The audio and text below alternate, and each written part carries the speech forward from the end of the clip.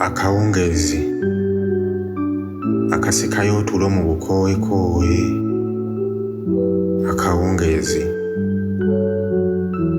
akakumanyisa nti okooye.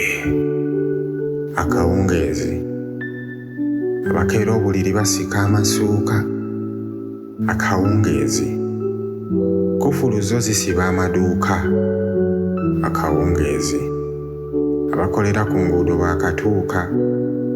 Akawungeezi abawulubbo beesogga bufunda. Akawungeezi anti banoonya kye banaalya. Akawungeezi bamalaaya bazze okwetunda. Akawungeezi abawozi bajjukiza be babanja. Akawungeezi ab'ekyejo bakaaba mpewo lufuuwa.